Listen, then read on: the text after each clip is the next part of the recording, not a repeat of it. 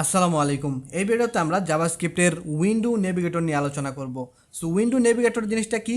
So window অবজেক্টের ভিতরে navigator নামের একটা অবজেক্ট আছে। যেরকম হিস্ট্রি নামের একটা অবজেক্ট ছিল প্রিভিয়াস টিউটোরিয়াল আপনাদের দেখাইছিলাম, ঠিক সেমভাবে উইন্ডোর ভিতরে নেভিগেটর নামের আরও একটা অবজেক্ট আছে। ওকে, সো এই অবজেক্টের ভিতরে বিভিন্ন প্রপার্টি আছে। সো এই প্রপার্টিগুলো কয়টা আছে? মাত্র 3টা প্রপার্টি আছে। সেটা হচ্ছে কুকি এনেবলড, মানে আপনার ব্রাউজারে কুকিটা এনেবল আছে কিনা সেজন্য কুকি এনেবল দিয়ে চেক করতে পারবেন। এবং সেখানে আছে হচ্ছে অ্যাপ কোড নেম। সো অ্যাপের নামটা কি সেটা আপনি এখান থেকে দেখতে পারবেন। আর এটা কোন প্ল্যাটফর্মে চলতেছে সেটা যদি বাই করতে চান তাহলে সেই নেভিগেটর ডট প্ল্যাটফর্ম যদি দিয়ে দেন তাহলে সেটা কিন্তু আপনার প্ল্যাটফর্মের নামটা দিয়ে দেবে। সাপোজ এখানে দেখেন কি বলছে, ব্রাউজার ডট কুকিজ। সো আপনার ব্রাউজারে কুকিটা এনেবল আছে কিনা সেটা যদি দেখতে চান তাহলে আপনার just navigator window dot navigator এবং ডট দিয়ে যদি আপনি জাস্ট লেখেন কুকি এনেবলেড, এনেবলেড আছে কিনা, যদি এনেবলেড থাকে তাহলে ট্রু দিবে, আর যদি না থাকে তাহলে ফলস দিবে। যেরকম এখানে যদি আমরা টাই ইউরসেলফ দিয়ে দেখি, সো এটার এনেবলেড কি মারছে, এটা হচ্ছে এনেবলেড ট্রু আছে, ঠিক আছে, তার মানে এটা কুকি এনেবল আছে, তাই না? সো এটা আপনারা ট্রাই আউট করে দেখবেন। সো ট্রাই আউট করার নিয়ম আমি দেখাই দিচ্ছি আপনাদের। সো এইভাবে আপনারা ট্রাই আউট করে দেখতে পারেন। সাপোজ এখানে ওরা কী করছে, একটা দেখেন S2 এর ভিতরে একটা, সো এগুলোর দরকার নেই, জাস্ট এখানে একটা পি এলিমেন্ট নিছে এবং পি এলিমেন্টকে ধরছে কিসের মাধ্যমে, ডমের মাধ্যমে ধরছে। জাস্ট ইনার HTML এর ভিতরে জাস্ট ওই নেভিগেটর ডট কুকি এনেবলেড এটা দিয়ে দিচ্ছে। যদি এটা রান করি তাহলে সেটা কুকি এনেবল আছে কিনা, যদি থাকে তাহলে ট্রু দিবে, আর না থাকলে ফলস দিবে, তাই না? সো এখানে একটা স্ট্রিং অ্যাড করছে, এটা আপনার চাইলে দিতে পারেন, না দিলে না দিতে পারেন, ঠিক আছে? সেইভাবে যদি দেন তাহলে এই যে 1 মানে ট্রু আর 0 মানে ফলস, সেই 1 দিতেছে। সো যাই হোক, আমরা নিচে যদি যাই এবং ব্রাউজার অ্যাপ্লিকেশন নেম, সো এই ব্রাউজারের এই যে ব্রাউজারটা আছে এই ব্রাউজার অ্যাপ্লিকেশনের নামটা কি সেটা যদি আমরা টাইপ শেপ দিয়ে দেখি তাহলে এখানে দেখতে পারবো এটার নামটা কি বলতেছে। এটার নামটা বলতেছে হচ্ছে নেটস্কেপ। সো এখন বর্তমানে কিন্তু ক্রোম, এটা ব্রাউজারের নাম হচ্ছে ক্রোম ব্রাউজার, বাট এটা হচ্ছে উল্টা মানদাত্তা বলে যে ব্রাউজারটার নাম ছিল নেটস্কেপ। সো এই নেটস্কেপটাই এখন পর্যন্ত শু করতেছে। সো বাই দ্য ওয়ে এখানে ওরা বলতেছে, দেখেন ওয়ার্নিং দিতেছে যে দিস প্রপার্টি ইজ রিমুভ বা ডেপ্লিকেটেড। এটা রিমুভ করা হয়েছে বা ডেপ্লিকেটেড করা হয়েছে, এটা এখন পর্যন্ত কোনো কাজ করে না, যার কারণে কী করতেছে অনেক ব্রাউজারে এটা কি বলে যে এটা হচ্ছে নেটস্কেপ অ্যাপ নেম, ঠিক আছে? সো যাই হোক, সো দরকার পড়ে না, তারপরে যদি মাঝে মাঝে দরকার পড়ে যায়, যার কারণে এটা দেখে রাখতে পারেন আর কি। নেভিগেটর ডট অ্যাপ নেম দিলে সেই অ্যাপের নামটা আপনি জানতে পারেন। Okay, browser application code name. So এটার মাধ্যমে আপনি এই যদি আমি ক্লিক দেই, ঠিক আছে, এটার আপনার ব্রাউজার কোড নেমটা কি সেটা আপনি দেখতে পারবেন। যেরকম সো এটার কোড নেমটা হচ্ছে মোজিলা, ঠিক আছে?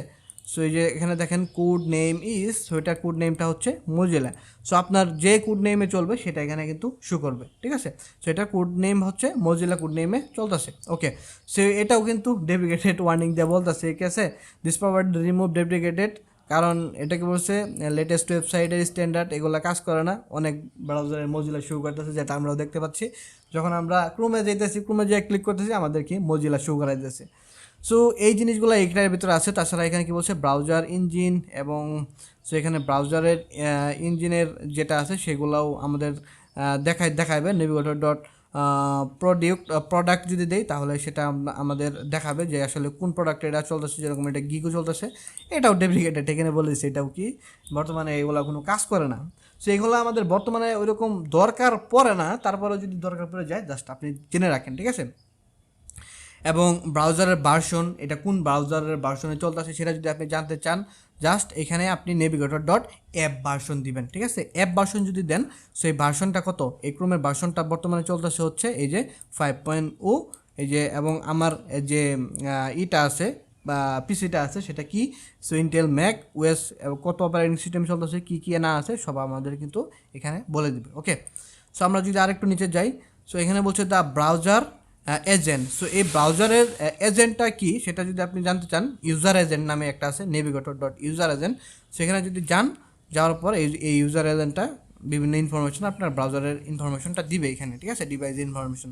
সেখানে ওয়ার্নিং দিচ্ছে যে information navigator object can often and misleading, এগুলা ওয়ার্নিং দিচ্ছে। সো এগুলা অনেক সময় ভুলভাল তথ্যও দেয়, সো এগুলো ইউজ করার কোনো দরকার নেই। Okay, so the browser platform.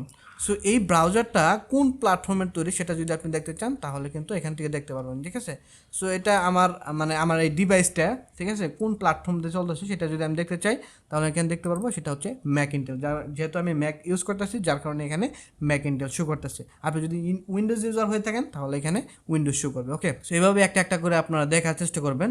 In the browser online, so এই ব্রাউজারটা কি অনলাইনে আছে কিনা সেটা যদি আপনি দেখতে চান এখানে ক্লিক দেন, যদি অনলাইন থাকে তাহলে ট্রু দিবে, আদারওয়াইজ ফলস দিবে, তাই না।